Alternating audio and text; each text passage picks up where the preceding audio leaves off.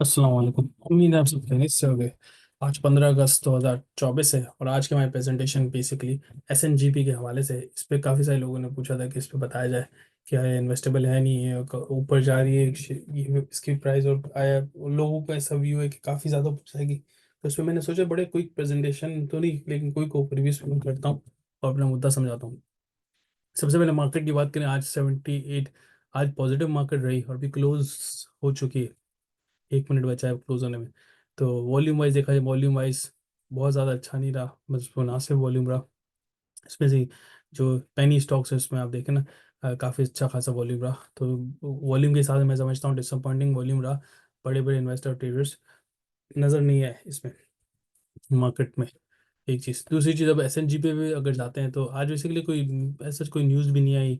IMF का definitely अब focus आ गया, आईएमएफ का एग्रीमेंट वाला टाइम आ चुका है। तो मीटिंग वाला टाइम आ चुका है, तो अभी इस पर फिलहाल कोई अपडेट नहीं है। जिक्र करता अदरवाइज मार्केट पे इसका इम्पैक्ट भी नजर आता। ऐसा कुछ भी आज नहीं रहा। एस एन जी पे भी जाए, सोई northern gas pipeline limited.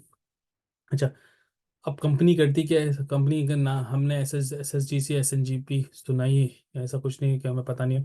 Basically ये क्या करती है, पर ये पाइपलाइंस लिमिटेड है, मतलब पाइपलाइन सर्विस प्रोवाइड करती है। उसमें जो गैस होती है वो खरीदती है और उस पाइपलाइन के थ्रू प्रोवाइड करती है। गैस भी बेचती है मार्जिन के साथ, प्लस पाइपलाइन सर्विस भी प्रोवाइड करती है। ये बेसिकली इसका मेन बिजनेस है। अच्छा, इसकी आज करंटली 66 पे 3 साढ़े 3% ऊपर गया। और आज अगर इंटरेस्टिंग बात बताऊं, इसकी बुक क्लोजर 13 अगस्त थी, जो कि परसों था। तो जो बुक क्लोजर के बाद आज पहला वर्किंग डे था, क्योंकि कल 14 अगस्त थी। तो उसके बावजूद भी आज ये बढ़ा, तो which is a very good. जिसने डिविडेंड के लिए रोका था उसको इसके बाद, डिविडेंड के बाद भी फायदा ही नजर आया।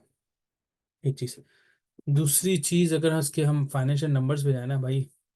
अच्छा, इसके जो लेटेस्ट अकाउंट्स जो मौजूद है ना, वो 2023 के मौजूद है। इसके बाद सितंबर 2023 तक के मौजूद है। इसके बाद नहीं बचे। अच्छा, इसकी वजह ये है कि कंपनी बेसिकली काफ़ी बड़ी कंपनी, और इसके बहुत सारे रिसीबल्स और पेबल्स गवर्नमेंट के डिफरेंट इदारों से आते हैं। इसका डाटा काफ़ी डिफरेंट इदारों से आता है। ऑडिटर्स को टाइमली डाटा नहीं मिलता, तो इस हिसाब से लेट हमेशा फाइलिंग होती है, या कोई ना कोई केस की वजह से ऑडिटर साइन नहीं करता। जब साइन नहीं करता तो फाइल नहीं करते अकाउंट्स। तो विद दिस माइंडसेट, इस क्योंकि इसका ऑडिट नहीं हुआ तो ये हमेशा डिले होता है। अभी इसीलिए अभी तक इन्होंने पिछले साल सितंबर फाइनलाइज किया। और एक्सटेंशन फाइल कर लेते हैं आने वाले वक्त की।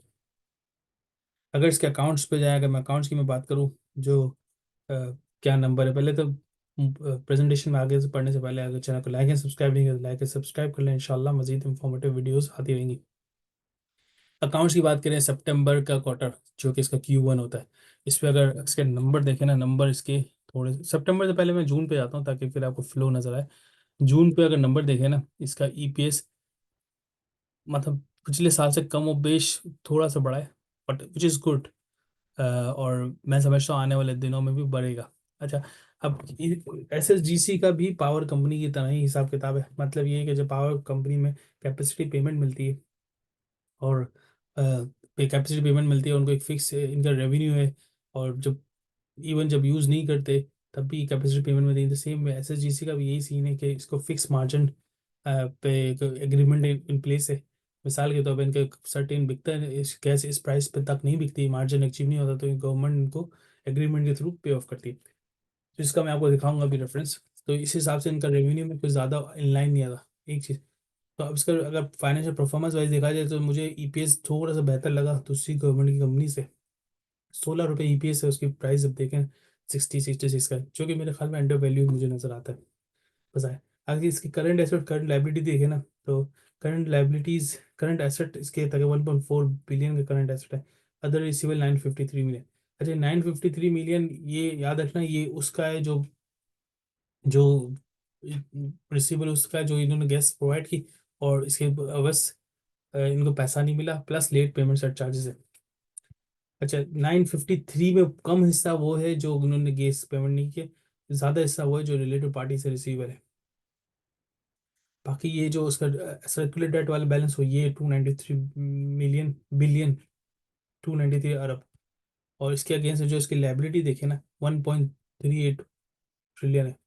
अच्छा, अब इस मतलब सर्कुलर डेट की वजह से बाजार ऐसा लग रहा है इसको फायदा हो रहा है, क्योंकि इसने ये पेमेंट नहीं करना पड़ रहा और ये रिसीव नहीं करना पड़ रहा 293। तो which is very good. Circular tap इनके लिए फ़ायदेमंद साबित होगी इस कंपनी के लिए।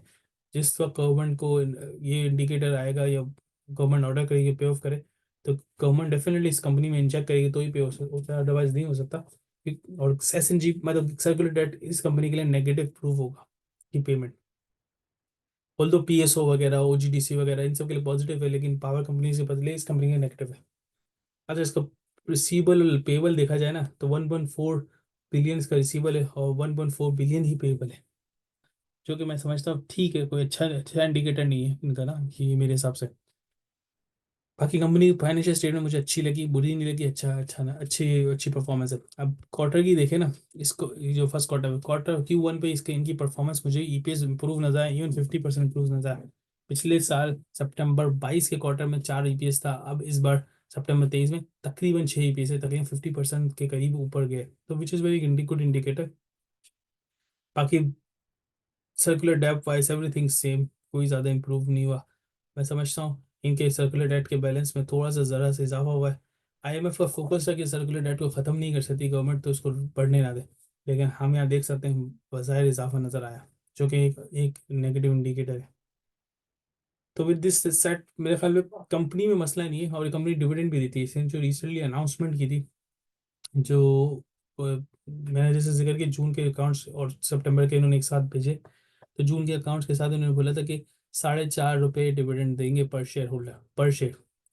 तो जब सारे, और इसका बुक क्लोजर 13 अगस्त है, जो कि चल गुजर चुका परसों। तो मैं समझता हूँ उसके बाद भी इन्होंने शेयर की प्राइस बढ़ी, तो विच इंडिकेट्स के शेयर की प्राइस थोड़ी सी अभी अंडर वैल्यू है, एक चीज़। दूसरी चीज़, अगर आप इसको हिस्टोरिकली देखें ना, मैंने एक साल का चार्ट लगाया, ये 40 से लेके 66 पे गया है, 70 के करीब गया था, फिर 66 पे भी आ जाए। 40 से लेके मतलब 40 का डबल तो नहीं हुआ, लेकिन 50% ऊपर चला गया। अब इसके कंपैरिजन में गवर्नमेंट की दूसरी कंपनीज देखें ना, जिसमें हपको हो गया, ओजीडीसी हो गया, जिसमें गवर्नमेंट का इन्वॉल्वमेंट काफ़ी ज़्यादा है, अब देखो उनकी प्राइस डबल से ज़्यादा ऊपर हो गई, लेकिन इसकी नहीं हुई। तो दैट इंडिकेट्स कि भाई इस कंपनी में पोटेंशियल है और ऊपर नहीं गई इजीली। ये कंपनी ऐसे गवर्नमेंट मलकियत है, ये मलकियत तो नहीं, गवर्नमेंट गवर्नमेंट कंट्रोल कर रहा है, तो इस हिसाब से सही परफॉर्म नहीं करनी, लेकिन मैं समझता हूँ उसमें पोटेंशियल बहुत है ऊपर जाने का इन फ्यूचर, जो कि अभी फिलहाल कोई इंडिकेशन नहीं है कि गवर्नमेंट अगर उसको प्राइवेटाइज करेगी तो उसकी वैल्यू मैं समझता हूँ 100 150 के करीब होनी चाहिए। अच्छा, एक चीज़ मैं मिस आउट की। अच्छा, इनके जो एसेट है ना, जैसे प्रॉपर्टी में इनके जो एसेट है, कहाँ गए यहाँ पे, प्रॉपर्टी प्लांट इक्विपमेंट, ये गवर्नमेंट बॉडी है, गवर्नमेंट को इंटरेस्ट नहीं है कंपनी की परफॉर्मेंस में, कंपनी की प्रेजेंटेशन में। अच्छा, ये सारे 245 मिलियन है ना, इसमें ये सारे कॉस्ट पे रिकॉर्ड पे हैं। कॉस्ट पे रिकॉर्ड होने का मकसद ये, इनको कंपनी ने रिवैल्यू ही नहीं किया, क्योंकि सर्टेन टाइम बाद कंपनी के हर एसेट की वैल्यू बढ़ती है कम होती है, तो इनके सारे एसेट्स कॉस्ट पे रिकॉर्ड हुए हैं, जिस पे खरीदा उसी पे रिकॉर्ड हुए हैं। जब कंपनी के वक्त के साथ बढ़ती है, जिस मिसाल पर इनका लैंड है उसकी प्राइस डेफिनेटली बढ़ेगी, वो क्यों इन्होंने रिवैल्यू नहीं किया। एग्जाम्पल दे रहा हूँ, लैंड, जो भी इनके एसेट में रिवैल्यू नहीं किया, जिसकी वजह से प्राइस कम है, अगर उसको रिवैल्यू करें तो उसकी प्राइस सिग्निफिकेंटली ऊपर होगी और कंपनी की वैल्यूएशन सिग्निफिकेंटली ऊपर नजर आएगी। फिलहाल अभी वैल्यूएशन वाइज कंपनी नीचे नजर आ रही है बिकॉज ऑफ दिस थिंग।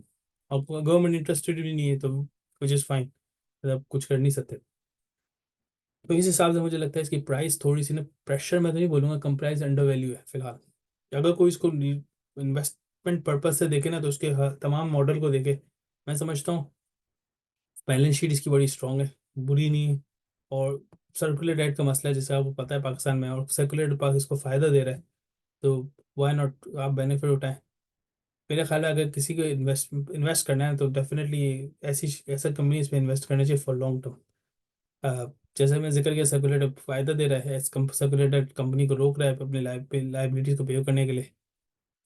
और अच्छा, एक चीज, एक सवाल अक्सर और बेशतर लोग पूछते हैं, भाई टैरिफ बढ़ रहा है तो कंपनी का रेवेन्यू क्यों नहीं बढ़ रहा। भाई एक बात तो आप थोड़ी सी क्लियर क्लियर अंडरस्टैंड करें, जब टैरिफ बढ़ता है ज़रूरी नहीं है टैरिफ बढ़े तो कंपनी का रेवेन्यू बढ़े। क्यों? क्योंकि जिस तरह पावर कंपनी को government fix capacity capacity payment करती है, कैपेसिटी पेमेंट से मुराद ये, पावर कंपनी को गारंटी दी हुई है कि भाई अगर तुम्हारे इतने कैपेसिटी ना बिके तो गवर्नमेंट खरीद लेगी या पेमेंट कर देगी। In the same way government ने गैस कंपनीज को भी साथ भी इस तरह के एग्रीमेंट प्लेस हुए कि अगर गैस कंपनी ने इतना मार्जिन ना रिसीव किया तो गारंटी मार्जिन देगी गवर्नमेंट। तो इसीलिए गवर्नमेंट पुश करती है, टैरिफ बढ़ाती है ताकि लोगों से रिकवर करें रादर देन गवर्नमेंट खुद पे करे। तो इसी वजह से ये जो सवाल है ना, टैरिफ बढ़ रहा है तो कोई फायदा होगा, टैरिफ बढ़ने से कोई सच फायदा नहीं होता। थोड़ा बहुत डेफिनेटली होगा लेकिन ऐसा सच कोई फायदा नहीं होता जितना हमें नजर आता है। अच्छा, नेक्स्ट पॉइंट मेरे हिसाब से है कि जैसे मैंने जिक्र किया, अंडर वैल्यूड है। गवर्नमेंट की जितनी बॉडीज हैं इसमें से दो तीन जो कंपनी जो मैं समझता हूँ अंडर वैल्यूड, जिसमें एक ये और दूसरा पीएसओ। तो मुझे लगता है अंडर वैल्यूड है, और डिविडेंड भी देती है और इसके तो मैं समझता हूँ जब कोई कंपनी आपको रिटर्न भी दे रही है, थोड़ा पीएसओ डिविडेंड नहीं दे रही, ये रिटर्न भी दे रही है, तो आप फिर क्यों से डर रहे हैं? मेरे ख्याल में अगर आपके लाख रुपए इन्वेस्टमेंट है, कैश है, टोटल पोर्टफोलियो, आप 10,000 इसमें करने में मेरा नहीं ख्याल कोई बुरी बात है। आई थिंक यही मेरा व्यू है इस कंपनी के हवाले से। आई गेस इन्वेस्टमेंट करें, केयरफुली करें, लेकिन हमेशा आप थोड़ा सा ना रिसर्च करके, मुझे ऐसा लगता है इस कंपनी में दम है ऊपर जाने के लिए। In my view, good to invest in, good to get in even this price, yes. और फिर इसका वेट ना करें, मतलब मतलब इसको सेल करने के लिए वेट ना करें, बस इसको बैठे रहें, 1 डेढ़ साल बाद देखें इसकी प्राइस क्या होगी, आपको डिविडेंड भी देगा। अभी 4.5 रुपये डिविडेंड दिया है, तो आप अंदाज लगा लें तो 7-8% बनता है, प्लस कैपिटल गेन। अगर पिछले साल पे किसी के पास ये शेयर था 40 रुपये पे, तो आज इसका 25 रुपये का कैपिटल गेन है और बाकी 4.5 रुपये का डिविडेंड है, तो आप इससे अंदाजा लगाएं कि एट टाइम आपको बेनिफिट देगा। की गया स्टॉक एक्सचेंज में भाई आपने सब्र रखना है, पेशेंस इसकी, पैनिक पे सेलिंग नहीं करनी। आई थिंक यही मेरा मैसेज है। थैंक यू सो मच, जज़ाकल्लाह। कोई चीज़ मिस आउट की तो बताना, इंशाल्लाह मैं कवर करूंगा अपनी नेक्स्ट प्रेजेंटेशन में। जज़ाकल्लाह।